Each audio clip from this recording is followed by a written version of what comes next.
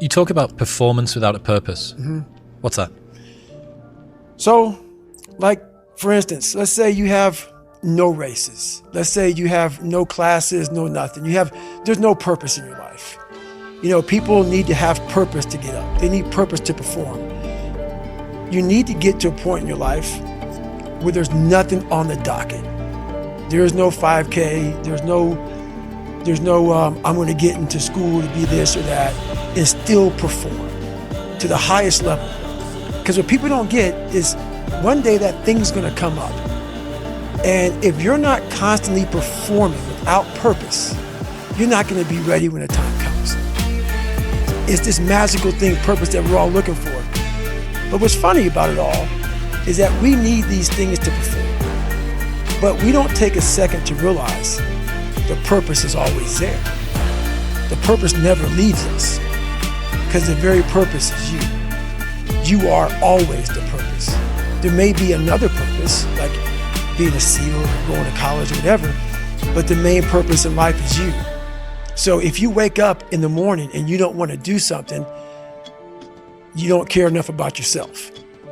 And that's what you need to really research is, man, why am I not doing this for myself? Because that is the number one purpose in life, is to better oneself. So that's the only purpose I fucking need. So the reason I get up every day, even though there's no race or there's no school, there's nothing in front of me, is because I have pride in myself. Well, where do you go to? You wake up on a morning, it's cold, it's wet, it's dark, you've got no cartilage in your knee, you've got shitty shorts, whatever it is that's the issue today. Keep talking. You've got these problems, right? I need you to keep talking about what you were just saying. It's warm on the couch. That's Your it. missus says stay in bed. That's It's comfy. That's it's cozy. That's You've got it. work later on. You had an argument last night. You're slightly it. hungover. Because I know every motherfucker ain't gonna do what I'm gonna do. So this is how you level up. That's how you level up. I know there's a whole bunch of people with that right there. That fires me up. That makes me fucking happy what you just said.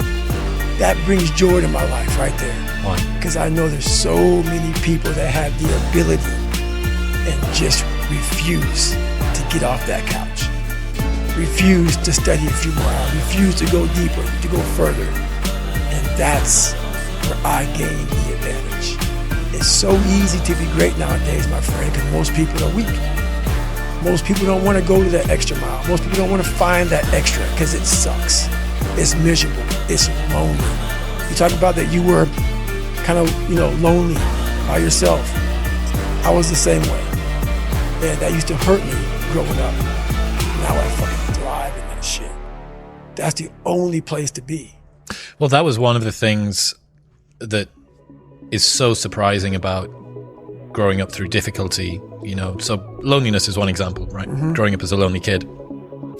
What you realize is a lot of the things that you feared or hated or were embarrassed about as a child end up being the genesis of the things that you're most proud about as an adult. Mm-hmm. So the fact that you can work and thrive in solitude gives you the opportunity to be able to move to America and start a podcast, or decide to do Hell Week 3 times in a row, or it doesn't matter how long or dark the course is, you're just going to stay.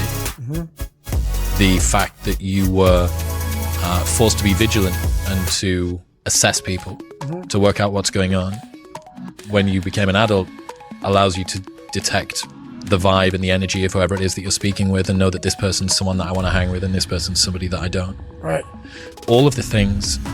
In fact, I would go as far as to say there's not one thing in my life that I see as a pure advantage that doesn't have a dark side to it, that came about at some other point as well. Right. So one of the reasons that I spent so much time as a kid in my bedroom listening to audio tapes, because I didn't have anyone to play with, right? Only child, a little bit sort of unpopular. Right. So I'd be in my bedroom listening to audio tapes, and we'd go to the library every 2 weeks, and we'd take the tapes back and we'd get new tapes, and I'd bring them and listen to them again.